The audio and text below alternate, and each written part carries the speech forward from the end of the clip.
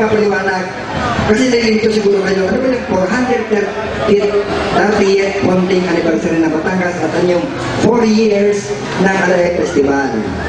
Yung pong pagkatatagpo ng lalawigan ng Batangas ay ating pinag-iiwan ngayon. Actually, Jing, nakalagay pa nga doon sa kritikon, maligayang pagdati sa lugar ng Batangas.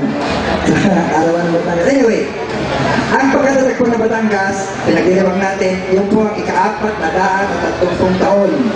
Yung po naman Alay Festival, kasi nung siguro nalilimo po, naisip niya, bakit pa mga bayan, si Mayor ng Lipa, merong anibersaryo ang Lipa? Bakit ang probinsya ng Batangas ay wala?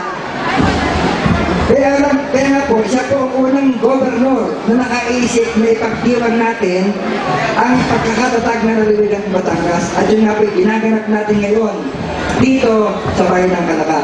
Palakpakan natin si Governor Vilma Santos Recto. Kasi kung hindi dahil sa kanya, hindi po makakali sa mga mayor na ito na sa Asiete po, kung kayo dito ng gabi, makikita nyo sila. Dahil pa nilang sinabi, walang sinabi lang sinabi si Corneo na yan sa kanila. Magaling kumanta, mabilis sumayaw, magpipira po mga yan. Pinimita ko kayo sa December 7 po ng gabi, bumalik kayo dito, napapanood ninyo ang mga mayor natin yan. Diba? Mga kristalin natin yung mga yan. So yun po pagkakaiba ng anniversary ng Batangas sa kanyang Alay Festival. Paapat na pong taon yan ngayon. So, yun naman po, Jing, parinig ka na. Maraming po salamat sa inyong palakpak. Tapos na. Tapos na pala. O, papakabaan po yung pagkain nila lang. Uy, sir, kanila nabanggit mo ang napagandang tarpaulin, ang sanggunian. Sanggunian ba yun? Sanggunian po yan. Kasi, mga bukal, sorry ha, kasi talagang bagong word na yun sa pagdati. Ano ba ibig sabihin naman? Maligayang pagdati? Oo, sige pagsapit. Pagsapit o pagdating. Pinaikli nyo lang talaga, hindi kasi sa tarpaulin kasi, ha? Opo. Ang sunod naman, Jing. Sir, ang sunod naman po ay ang kinikilalang ama ng bayan ng Calaca. Ito may pinagmamalaki ni Administrator Rapi. Oo, at pinagmamalaki rin ng mga taga-Calaca. Alam niyo po ba, sir, na noong nag-practice ko ang mga mayors, general practice nila sa same venue, ay hindi po siya iniwanan ng kanyang mga department heads. Talaga? Bagaman pinapauwi na niya, ayaw umuwi ang mga ay sino naman ang umuwi department yan, eh, mayor na nandito. At alam niyo po ba na sa preparasyon ng founding anniversary po ng lalawigan ng Batangas ay buong 2 buwan din yata nagpa-meeting araw-araw sa kanyang mga department heads. At least sa Kapitolyo, Natalia, pare-paliwanag sa atin, ano ba mangyayari dito sa bayan ng Calaca? Napakasipag na mayor. Yes, sir. At kaya nga naman, balitang-balita ang foundation day po ng lalawigan ng Batangas na ginaganak namin sa Calaca. Balitang-balita yan sa buong kapuluan ng Pilipinas. Hindi lang sa Pilipinas, Jing, ha? Sa buong mundo, kasi makikita nila sa internet. Mayroon nga daw po nag-text, sir. Bagaman ito hindi naman abroad. May nag-text na gusto daw po pumunta dito ng mayor ng Ifugao. Yun. Para daw po makisama at nagpapangalan nga po ng resort dito sa Calaca. Bagaman nakuha na po namin lahat. Oo. Pero Jing, para po sa kapatiran ng mga bisita hindi taga rito, may mga bahay po dito, nakausap si Mayor, na pwede po kayong ampunin pasamantala. Oo, meron nga po. Maraming bahay pa ba available, Mayor? Marami pa, no? Kaya lang, Jing, ang usapan, pagkatapos ng 8, uuwi na sila. Eh, baka naman magtagupa ko mo. Kaya naman. Mga kaibigan, ang minamahal na mga taga at lagi na lamang namumuna. At ang iniitulong ng mga taga-Calaca at lagi na lamang ay nakatuon ang pansiniya sa kanila. Pwede na ito maging Governor Jing, ha? Yes! Yes! Napakaganda! Pero hindi niya lalabanan si Governor. Oo naman.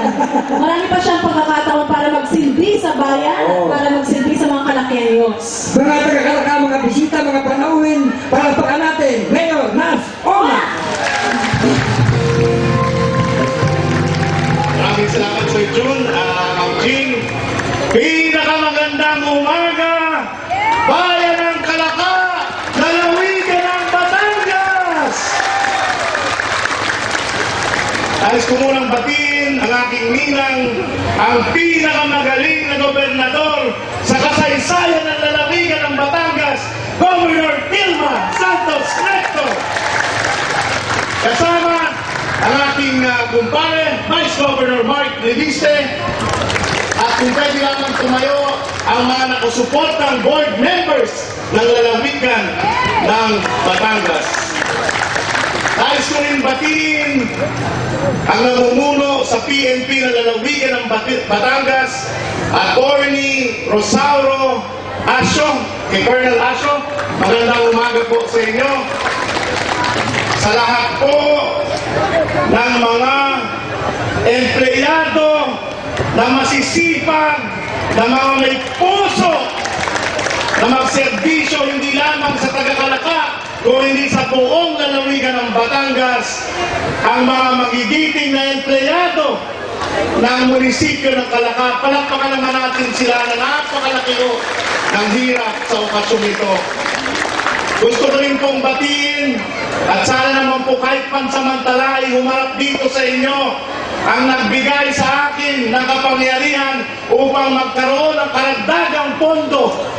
Nag-realign pa ng budget ang Sangguniang Bayan ng Kalaka, headed by Vice Mayor Larry Atienza, the future mayor of Kalaka, and all the Sangguniang Bayan members na talaga namang walang tigil ang suporta sa inyong banlingkod. Nag-realize sila ng 6 na milyong piso para lamang matiyak na matagumpay ang ating okasyong ito.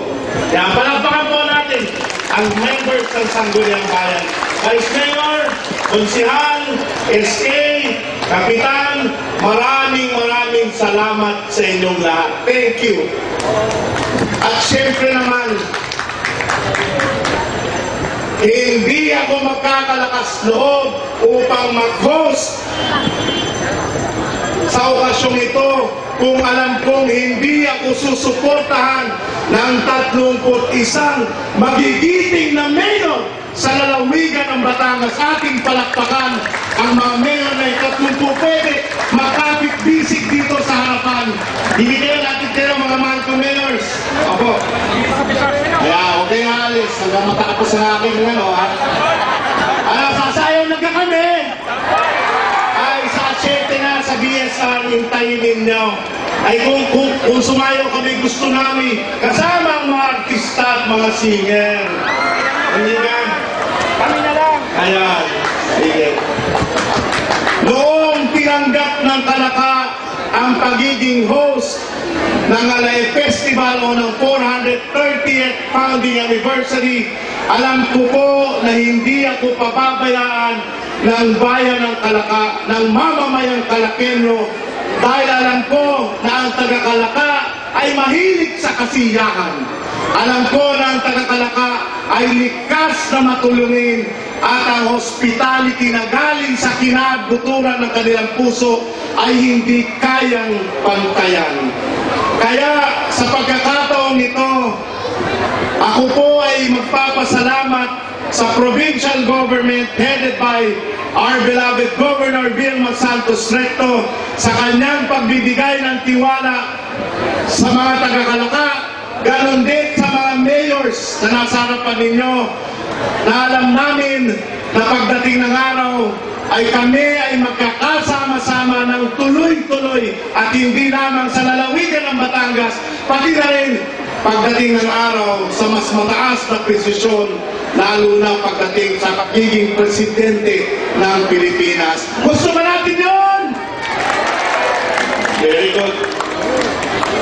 Mga mahal kong kababayan, atin pong ingatan ang ating mga bisita sa 8 araw na walang humpay na kasiyahan.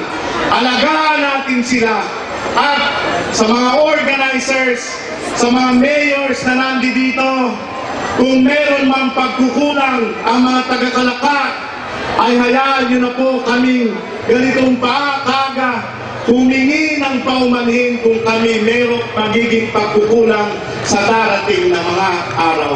Inuulit ko, salamat po sa mga mayors, salamat sa inyong lahat. Mabuhay ang bayan ng Kalaka, mabuhay ang 31 bayan sa lalawigan ng Batangas, mabuhay ang 31 mayors ng lalawigan ng Batangas, mabuhay ang 3 mayor ng cities dito sa lalawigan ng Batangas, at mabuhay ang lalawigan ng Batangas. Happy Foundation Day! Mabuhay tayong lahat. Maraming salamat po sa ating lahat. Thank you!